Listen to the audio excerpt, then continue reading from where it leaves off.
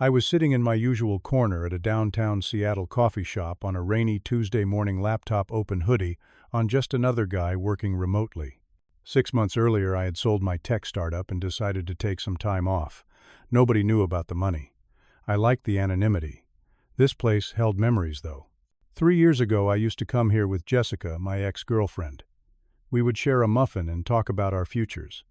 Then a laugh cut through the espresso machine noise. My stomach dropped. It was Jessica. She was standing at the counter with a tall man in an expensive suit. We had not seen each other since our breakup 2 years ago. I had no idea this casual coffee run would turn into the most satisfying day of my life. Before I tell you what happened next, drop a comment and let me know where you are watching from. Hit that like button if you have ever been underestimated by someone who thought they knew your worth. And subscribe, because this story has a twist you will not see coming. Trust me, you will want to hear how this plays out. So there I was, face to face with my past, about to discover just how small some people's worlds really are. Jessica spotted me before I could look away. Her eyes widened with surprise, then shifted into something that looked uncomfortably like pity. She whispered something to the man beside her, and they walked over to my table. My heart rate picked up, but I kept my expression neutral.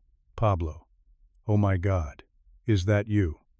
Her voice had that overly bright quality people use when they are trying too hard to sound happy. "Hey, Jessica, how have you been?" "Great, really great." She gestured to the man beside her. "This is my husband, Derek. Derek, this is Pablo. We used to date." Derek extended his hand with the confidence of someone who had never questioned his place in the world. His handshake was firm, almost aggressive. I noticed his watch first, a Rolex Submariner, at least $15,000 on his wrist. His suit was tailored, probably Brooks Brothers. Everything about him screamed success, or at least his version of it. "Nice to meet you, man. Any friend of Jessica's and all that?" His smile did not quite reach his eyes. "So what have you been up to, Pablo?" Jessica asked, sliding into the chair across from me without invitation. Derek remained standing, one hand in his pocket, the other holding a large coffee. I kept my answer vague, which was my habit these days. Taking some time off, figuring things out. You know how it is. Jessica's eyebrows rose slightly, still figuring things out. "It has been 2 years, Pablo." The judgment in her voice was subtle but unmistakable. Derek picked up on it immediately. I could see the assessment happening behind his eyes, the quick calculation of my worth based on my hoodie and my vague employment status. "Well, everyone needs time to find themselves," Derek said, his tone, dripping with condescension, masked as encouragement. "I just got promoted to senior sales director at my company. Big step up, more responsibility, better pay. You know how it goes. That is great. Congratulations." I meant it, even though his delivery made it clear he was measuring himself against me and finding me lacking. Jessica jumped in, apparently eager to share their success. "We actually met at work. I am in marketing at the same company. We just bought a condo in Belltown, 2 bedrooms, view of the Sound, and we are planning a trip to Bali next month. That sounds amazing. You two seem really happy." "We are." Derek pulled Jessica close, his arm, draped across her shoulders in a possessive gesture that felt more performative than affectionate. "But what about you, man? What line of work are you in these days?" Here it was, the question I had been dreading and expecting in equal measure. "I am between things right now, taking a break," like I said. The silence that followed lasted only 3 seconds, but it felt much longer. Derek and Jessica exchanged a look.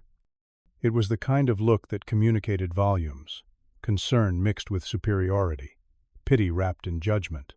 A break. Derek's eyebrow arched. "That is cool, man.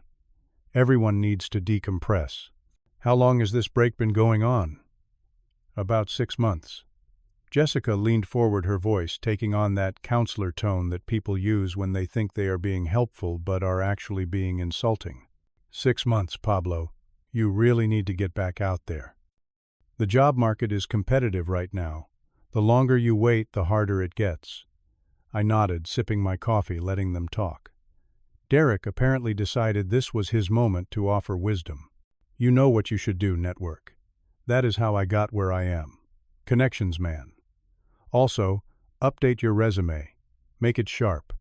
Use action verbs. Quantify your achievements. He was counting on his fingers now, fully committed to his unsolicited career coaching. And LinkedIn.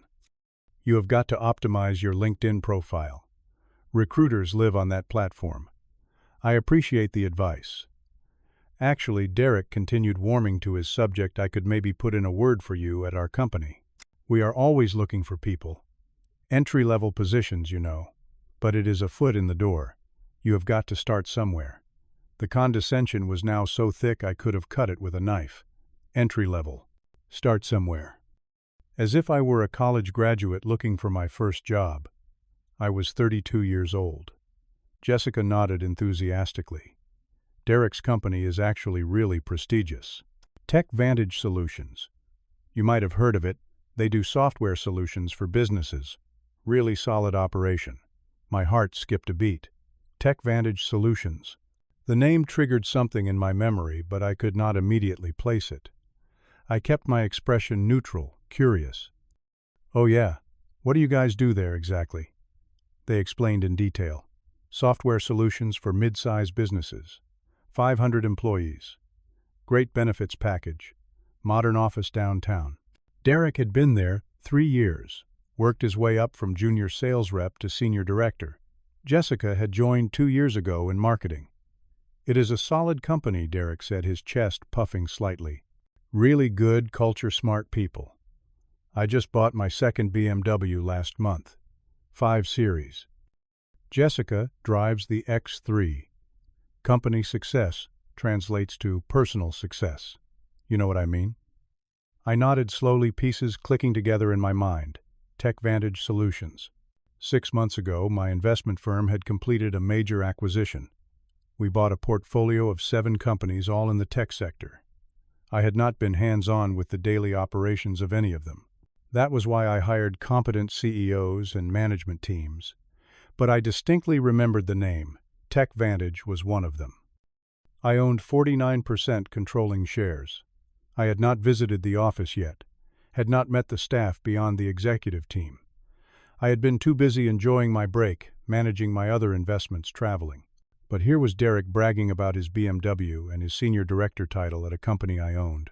Here was Jessica, my ex-girlfriend, who had left me because I was not ambitious enough working in marketing at my company. The irony was so sharp it almost made me laugh. I stayed quiet, my mind racing through implications and possibilities. That is great, Derek. Sounds like you have done really well for yourself. You know, it is all about drive, ambition. You have got to want it. He checked his expensive watch. Actually, we should probably get going. Meeting with a client in 30 minutes. Jessica stood smoothing her skirt. It was good seeing you, Pablo. I really do hope you find something soon. Do not wait too long, okay? The gap on your resume just gets harder to explain. She gave me a hug. It was brief and felt patronizing, like she was doing me a favor by acknowledging my existence. Derek shook my hand again, his grip just a little too tight. Good luck, man. Seriously. If you want me to pass your resume along, just shoot me an email. Jessica can give you my contact info. They walked away, Derek's arm around Jessica's waist.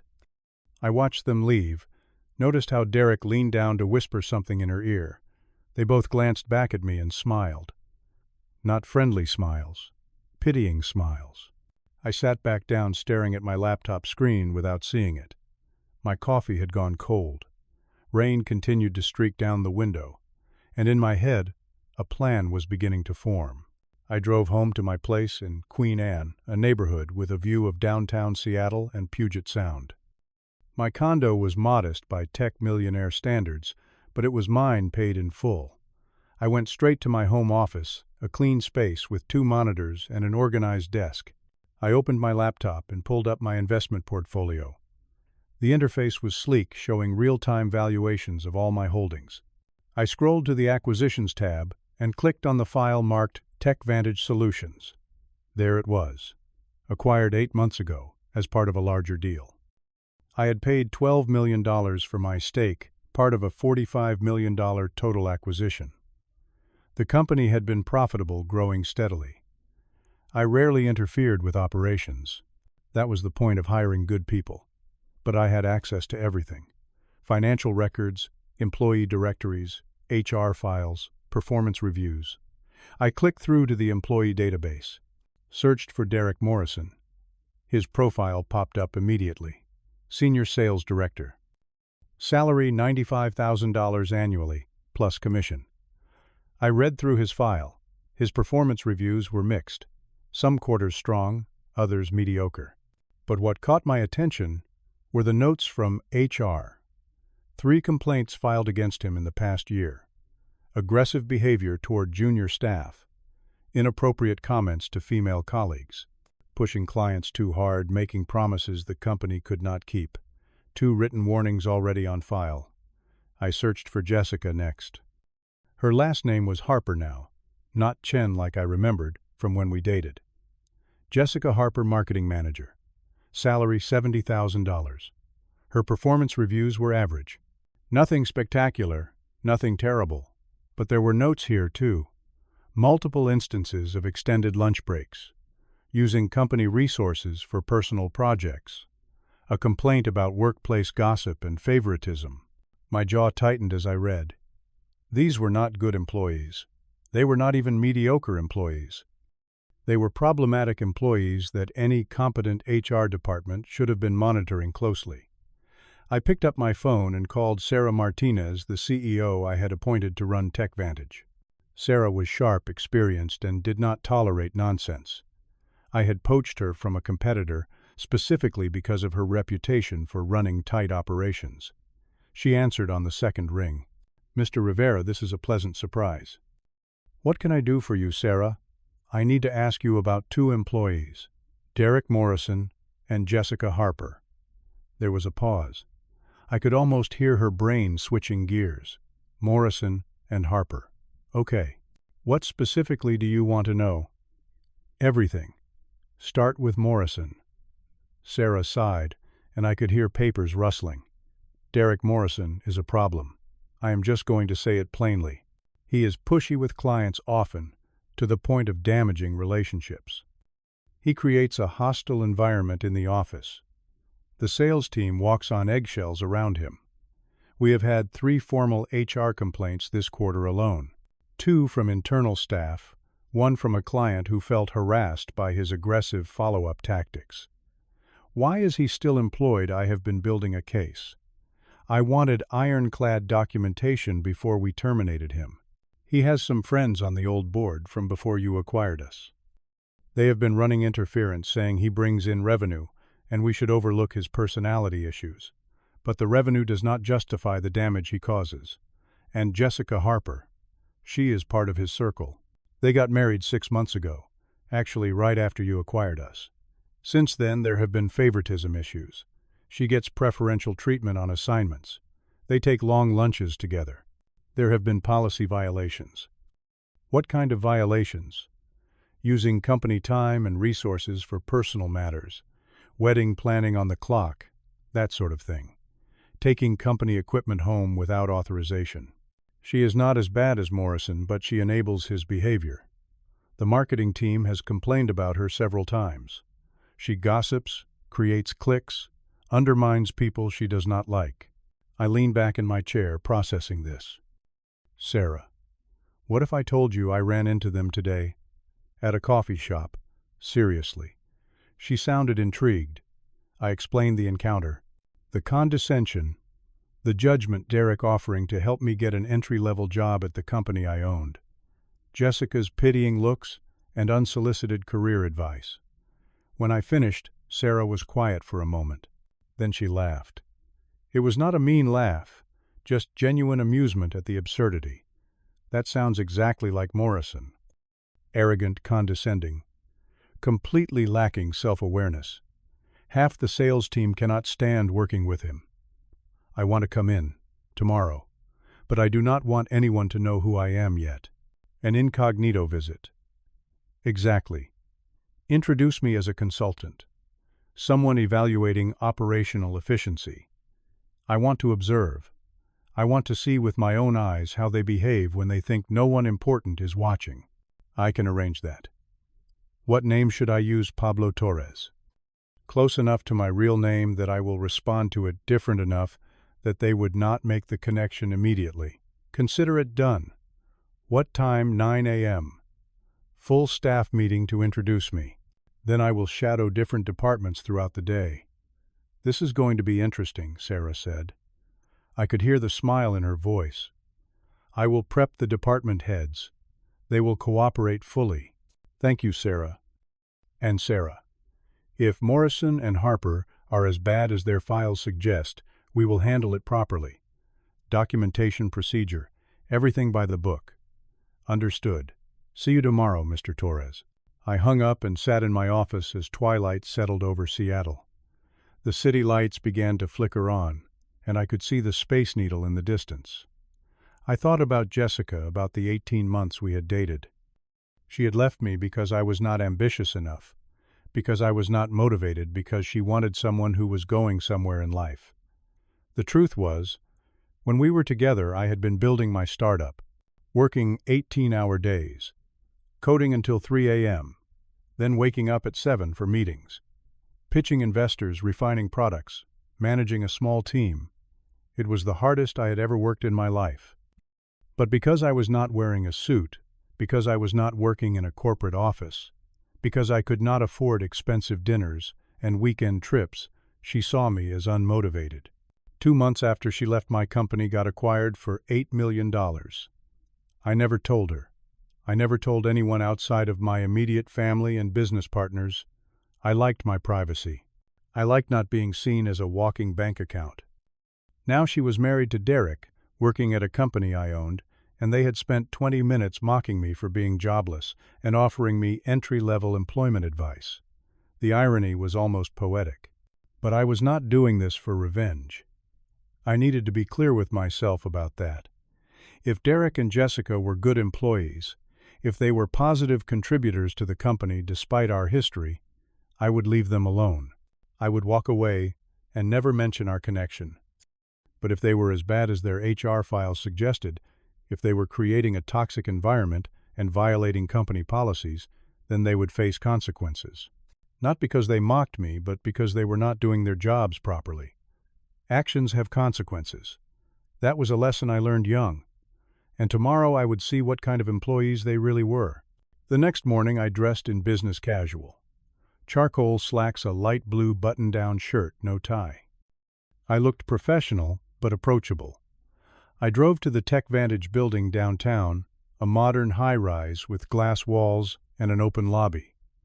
Sarah met me at the security desk. "Good morning, Mr. Torres." She emphasized the fake name slightly, a small smile on her professional face. "Welcome to TechVantage. Let me show you around." She guided me to the elevators and up to the 10th floor where the main offices were located.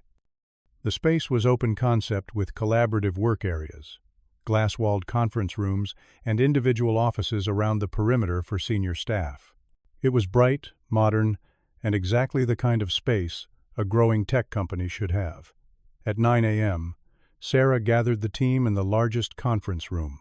About 20 employees filed in, clutching coffee mugs and notepads. I spotted Derek immediately. He was wearing another expensive suit, this one navy blue. Jessica was beside him in a burgundy dress and heels. They were laughing about something, heads close together, clearly comfortable in their domain. Sarah stood at the front of the room and called for attention. "Good morning, everyone. I want to introduce Mr. Pablo Torres. He is an efficiency consultant we have brought in to evaluate our operations and identify areas for improvement. He will be observing over the next few days, sitting in on meetings, conducting interviews. Please give him your full cooperation." I gave a polite nod to the room, making brief eye contact with various people. When my gaze landed on Derek, I saw the recognition dawn. His eyes widened. His face went pale. He leaned over and whispered urgently to Jessica. She looked at me, squinted, and then her expression shifted from confusion to shock. I gave them a slight professional smile. The meeting continued, with Sarah outlining the day's agenda and departmental updates. But I could see Derek and Jessica were not paying attention. They kept glancing at me, whispering to each other. Derek's confident posture had collapsed. He looked nervous, off balance. After the meeting, I began my observations. Sarah introduced me to the department heads and gave me access to sit in on any meetings or activities I wanted. My first stop was shadowing the sales team. I wanted to see Derek in action. At 10 a.m., Derek had a scheduled call with a potential client. I sat in the back of the conference room with a notepad watching. The client was a small business owner looking for inventory management software. Derek started off smoothly enough, highlighting TechVantage's features and benefits, but then he began pushing. Hard. You need to make this decision today. We have a special promotion ending at midnight. If you wait, you will be paying 30% more. The client, a woman named Margaret, who appeared on the video screen, looked uncomfortable. I appreciate that, but I need to discuss this with my business partner before we commit. Margaret, with all due respect, opportunities like this do not come around often. You are leaving money on the table. I can get you signed up right now, and you will thank me in 6 months when your inventory process is running smoothly. I understand, but I really cannot make this decision alone. Derek's frustration was visible. His jaw clenched. Look, I am trying to help you here. This is a no-brainer. Our software will save you thousands in operational costs. What is there to discuss? Margaret's expression hardened. I will need to call you back. Thank you for your time. She ended the call abruptly. Derek sat back in his chair and cursed under his breath. Then he noticed me in the corner, notepad in hand. His face flushed. That is just my style. It gets results. His voice was defensive. I wrote something in my notepad without responding. Derek stood abruptly and left the conference room. I continued my observations. During lunch, I sat in the break room with a sandwich, watching the dynamics. Derek and Jessica huddled at a corner table with 2 other employees. I could not hear everything, but their body language was clear. Agitation, concern, frequent glances in my direction. Then Derek's voice rose slightly, just loud enough for me to catch. Who is this guy, anyway? Why is he really here? One of the other employees, a young man from IT, shrugged. Sarah said he is an efficiency consultant. Derek leaned in, lowering his voice, but not quite enough. I know him. He is nobody. Some loser Jessica used to date, probably desperate for work, and Sarah felt sorry for him. They laughed. Not loudly, but enough. Jessica looked uncomfortable, glancing around to see if anyone was listening. I was listening. And I was recording on my phone, which was legal in Washington state under one-party consent laws. A woman from accounting, Amy was her name, according to the roster I had reviewed, spoke up from a nearby table. Maybe we should focus on our work instead of gossiping about consultants. Derek shot her a look. Relax, Amy. This whole consultant thing is just corporate nonsense. Nothing to worry about. Amy did not look convinced, but she said nothing else. That afternoon, I conducted one-on-one interviews with various employees. Sarah had set aside a small conference room for me to use. I spoke with people from every department, asking about their experiences, challenges, and observations about company culture. Amy from accounting was frank. Derek Morrison creates a toxic environment. People are scared to speak up against him because he has connections. But morale in sales is terrible. Half the team is looking for other jobs. Marcus, a junior sales representative, was even more direct. I have lost clients because Derek overpromised features we do not have. Then, when the client complains, he blames me for not explaining it correctly. I have been here 8 months, and I am already updating my resume. Linda from HR was professional but clearly frustrated. I have documented everything, every complaint, every incident. But Derek has friends among some of the old board members. They keep pushing back on any disciplinary action. It has been demoralizing for the team. Finally, I called in Derek. He entered the conference room with forced confidence, sitting across from me and folding his arms. Look, man, I know we have history with Jessica, but this is business. Whatever happened between you two is in the past. I agree. This is business. Tell me about your approach to sales. Derek leaned back, some of his natural arrogance returning. I am a closer. I do what it takes to get the deal done. Sometimes you have to be aggressive. Sometimes you have to push. That is what sales is. Push or bully. There is a fine line. Good salespeople know how to walk it. What about the promises you make to clients? Do you always deliver? I deliver results. That is what matters. I reviewed your file. 3 clients filed complaints last month saying you guaranteed features that do not exist in our software. Derek's expression shifted. The confidence cracked slightly. How do you know that I read? I pay attention. That is what consultants do. The tension in the room thickened. Derek looked like he wanted to say something cutting, but he held back. Smart move. After Derek left, I interviewed Jessica. She was defensive from the moment she sat down. I do not know what Derek told you, but he is under a lot of pressure. Sales is stressful. Pressure does not justify harassment. Who said anything about harassment? Your HR file did. Multiple complaints about hostile behavior, inappropriate comments, and you are listed as enabling that behavior. Jessica's face flushed. That is not fair. I cannot control what Derek does at work. No, but you can choose not to participate in it. You can choose not to use company resources for personal matters. You can choose not to create divisions in your team. I do not know what you are talking about. I think you do. The interview ended badly. Jessica left, looking angry and shaken. By 5 p.m., I had seen enough. Sarah called a final meeting in her office with Derek, Jessica, and myself. Derek walked in with forced bravado. Jessica looked like she might cry. What is this about? Derek demanded, though his voice lacked its usual strength. Sarah looked at me. I will let Mr. Torres explain. I stood pulling a business card from my wallet and sliding it across the desk. Pablo Rivera, Principal Owner, Rivera Investment Group. I am not a consultant, Derek. I own 49% of this company. Controlling shares. I acquired TechVantage 8 months ago. Silence filled the room like concrete. Derek stared at the business card as if it were a snake. Jessica's face drained of all color. That is not possible. Derek's voice was barely a whisper. You were jobless. At the coffee shop, you said. I said I was taking time off and figuring things out. Which was true. I have been managing my investment portfolio. TechVantage is one of 7 companies I acquired. When you saw me yesterday, I was working. Remotely. Like many successful people do these days. You cannot. Derek started, but the words died in his throat. Jessica found her voice. Pablo, wait. Let me explain. I did not mean. Explain what, Jessica, how you judged me for taking a break. How you assumed I had failed because I was not wearing a suit and bragging about my BMW. How you offered me career advice when you had no idea what my career actually looked like. She had no answer. Tears started rolling down her cheeks. I turned to Sarah.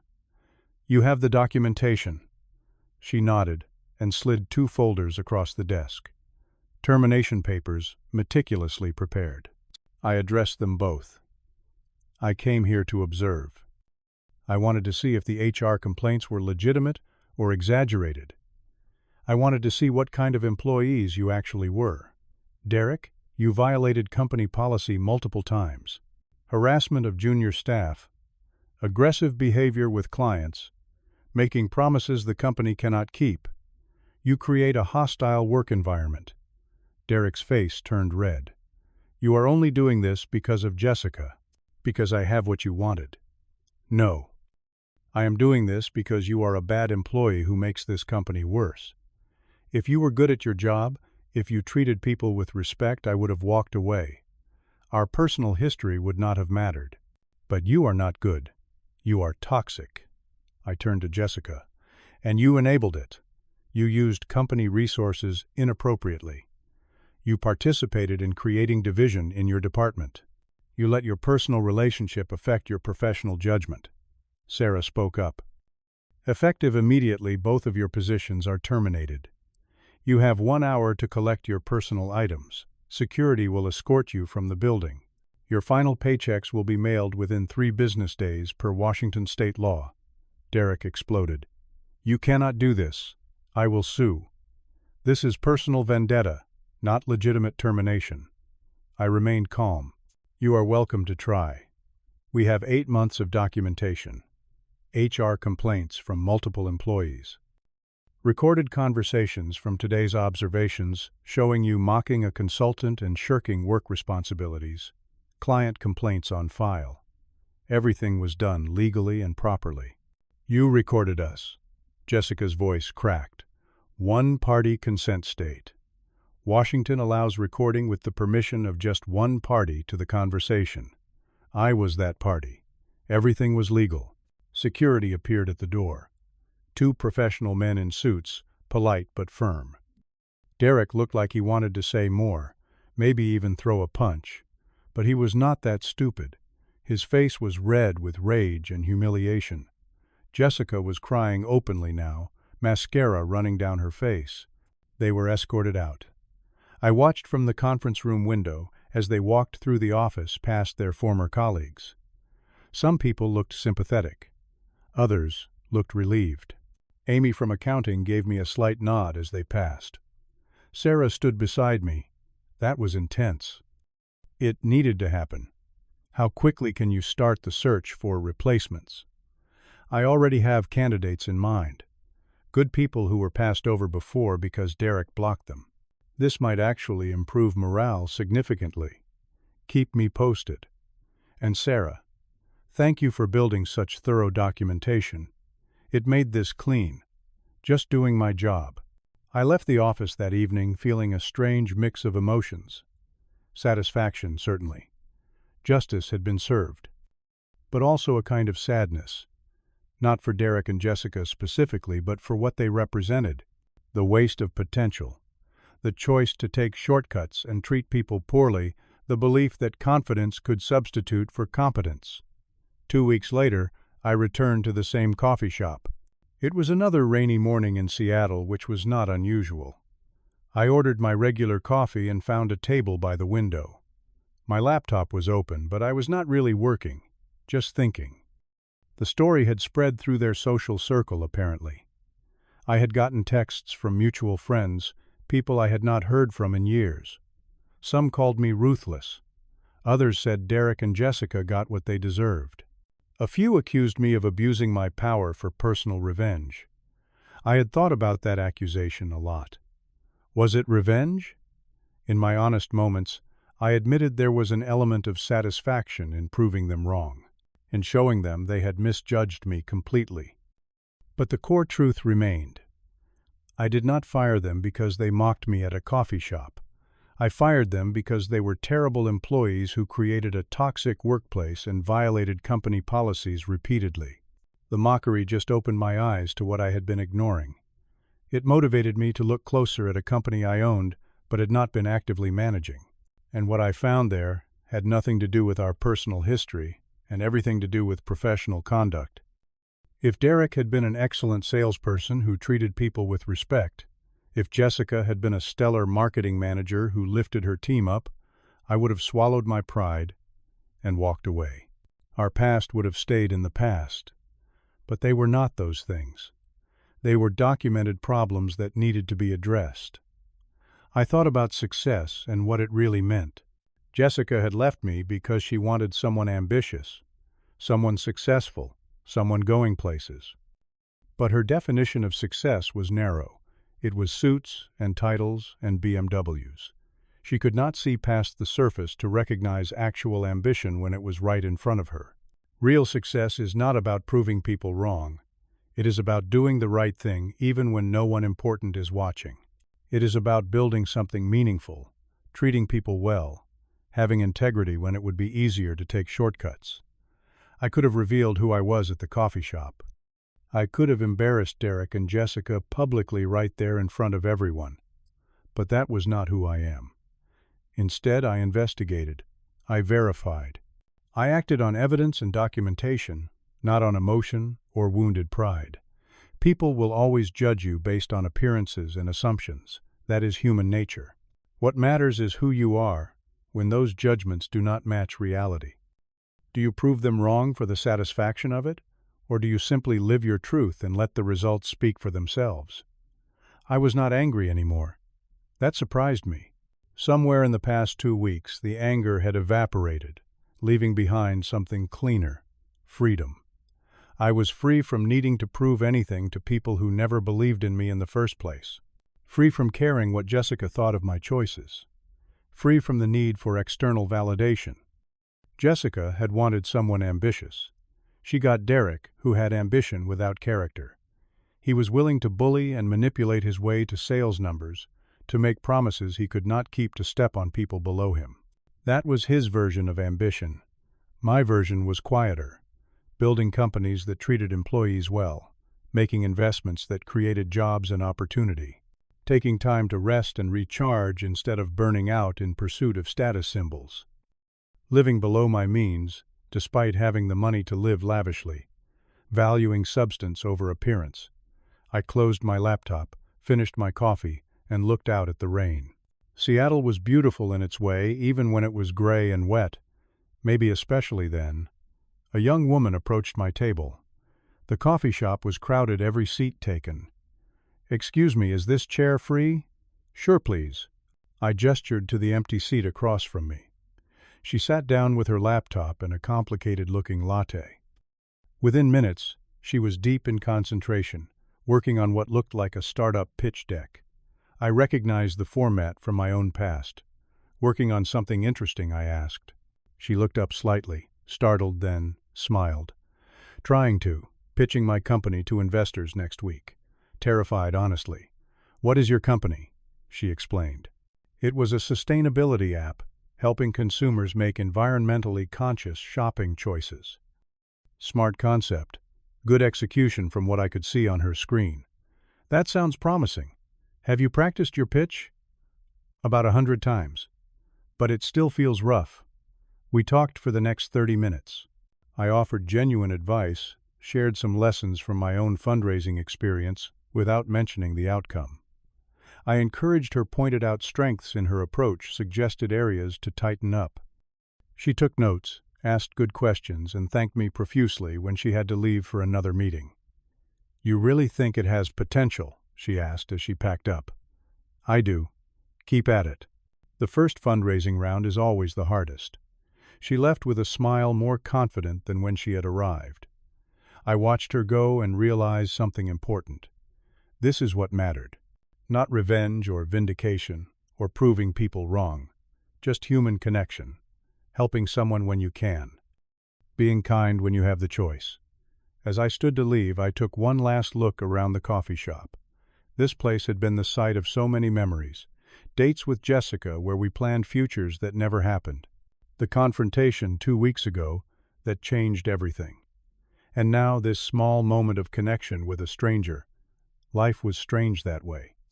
You never knew which conversations would matter, which moments would stick with you, which choices would ripple out into consequences you could not predict. I walked out into the rain without an umbrella, let myself get a little wet, felt the cold drops on my face, and did not mind.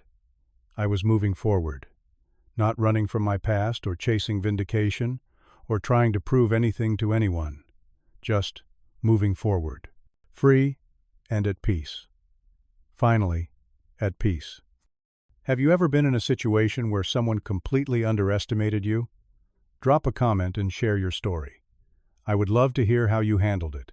And if this story resonated with you, hit that like button and share it with someone who needs to hear that real success is about character, not appearance. Subscribe for more stories about life lessons learned the hard way. Thank you for watching, and remember, the people who underestimate you today might be working for you tomorrow.